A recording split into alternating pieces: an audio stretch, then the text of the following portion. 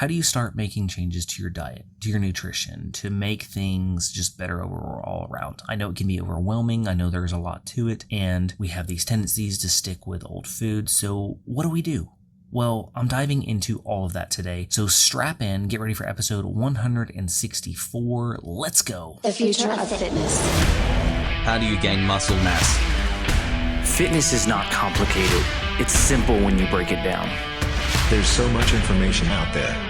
No fads, no diets, just plain simple habits. You're listening to the Bones to Bulk podcast. Hey, welcome to today's episode. My name is Brian Parody. I will be your host. If this is your first time listening, welcome to the show. So happy to have you here. And for my return listeners, thank you for coming back. I know there's so many different podcasts you could be out there listening to, and it means the world to me that you've chosen this one. So thank you. Before I dive into today's content, if you've not checked out our YouTube channel, please head on over to youtube.com/bones to bulk and take a look at some of the videos. Subscribe to the channel. I would appreciate that so much. I have full workouts on there with full equipment. I have workouts with resistance bands, with dumbbells, with body weight only. I have videos on nutrition, you name it. I have a video on it. I have over 350 videos on YouTube, so go check that out. All right, with that being said, let's dive in. I got asked a question earlier this week on one of my social media platforms on TikTok, and this guy was asking, I really struggle with eating and I crave junk food and I want to eat junk food. So how do I begin to make changes without necessarily giving it all up right away? And it was a very valid question because it can be hard when you're faced with, holy crap, I have to change everything about the way I eat. That's a lot. We grow up, and however old you are, whether you're 15 or 20 or 30 or 40 or 50, 60, 70, 80,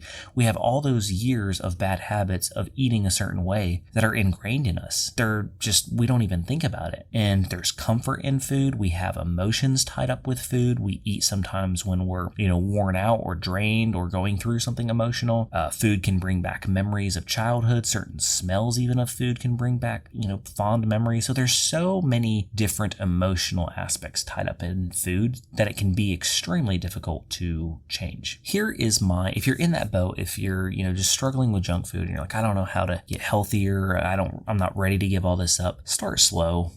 Don't just dive in head first. What you want to do is, let's say on a regular basis, you're eating out, you're eating chicken nuggets, you're eating pizza, you're eating, just a lot of junk food, and you're wanting to get healthier, but you're not really ready to take the full leap of just going all out ham and eating right. Here's what you need to do. First off, start eating less. And while I'm not saying it's okay to eat junk food and eat less, what I'm saying is when you're starting off, if that's all you can do, then do that. Just eat less. Leave some on your plate. Make smaller portions. That alone will begin to make some change because you're consuming less calories. Number two, each week or even once a month, pick one item that you're going to give up. Maybe it's the daily trip through the drive-thru at McDonald's. Maybe it's the nightly pizza. Maybe it's the candy bar you get at the vending machine. Maybe it's the can of soda that you always drink in the afternoon. Pick one thing, just one, and give it up completely. Don't touch it at all. And do that for anywhere from a week to 4 weeks and just focus on that one thing. I guarantee you after 4 weeks, you're going to stop thinking about that thing so much. Not going to say that the cravings will completely be gone. I'm not going to say that. However, they will be less by the end of 4 weeks. Then pick something else. Once you kind of have that one narrowed down and hammered out, pick one other thing and begin to eat it and stop eating it and focus on that for the next month. After just a year, and I know we think of a year in such long terms like, oh my God, a year is so long. But think about it. If you don't make any changes, a year is going to go by, whether you like it or not, and you're going to be in the same boat. Or you can make one small change a month and have some drastic things happen from it over the course of a year. So your decision. And just each month, pick one thing and get it. By the end of a year, you're going to have 12 items that you've removed from your diet. 12 unhealthy habits, 12 unhealthy items. And then begin to replace them with healthy items. So, maybe you're used to going and grabbing a candy bar mid-morning or mid-afternoon or some kind of, Doritos or some kind of snack that is just terrible for you. Replace it. Replace that one thing. Start replacing it with maybe a piece of fruit or some almonds or cashews or a non-fat Greek yogurt cup. Make a healthy choice rather than that and build that habit. And again, so each month you're getting rid of one thing and you're replacing that one thing with something healthy. And that's going to do a lot. For one, you're going to start to eat more healthy foods slowly. You're going to start to eliminate the unhealthy foods. You're going to start consuming less calories because healthy food has way less calories in it than junk food. And you would be surprised at how small things over the course of a year, how much they add up. Let's say every day you drink a can of soda, and that's all you drink. You're like, oh, I only have 1 can of soda a day. Over the course of a year, the amount of calories that you consumed is equivalent to almost 15 pounds. That's right. So let's say you didn't change anything about your diet. Let's say you're eating to maintain your current weight. I'm just generalizing. You're eating about as many calories as it takes to maintain your current state, not to lose or anything. And every day you drink 1 can of soda. And every day you get rid of that can of soda and you replace it with water. Over the course of a year, you will drop almost 15 pounds just from that one change. Now, I'm not saying there's other factors, of course. If you're replacing it and you're eating more calories, then yeah, you're not going to necessarily lose weight. You've got to look at the whole picture. But I'm just saying, as an example, that has the potential to do that, which is crazy. Like 1 can of soda. 1. That's it. 12 ounces over the course of a year, almost 15 pounds. So people come up to me all the time and they think that they have to make these massive changes. I just have to eat broccoli and chicken and rice 3 meals a day. No, you don't. Like, yeah, broccoli, chicken, and rice are great. Don't get me wrong, but you don't have to just start off there. Make a small change that you can do today, because realistically, like, I don't even like eating the same thing 3 times a day. So someone who's not used to eating healthy, how are you going to be able to do that? So again, 1 small change. I want to ask you something. Has there been a skill, or maybe your job, or maybe a subject you're learning in school, and you have that initial moment of overwhelm? Maybe you just started a new job, maybe you just started college, maybe you just are tackling a new grade in school, like whatever it is. And you are just overwhelmed. You're like, oh my gosh, I have to learn so much. I have to do this and this and this. I'm going to have to study and I have to learn. I have to work hard and it's stressful. And I get it. Like,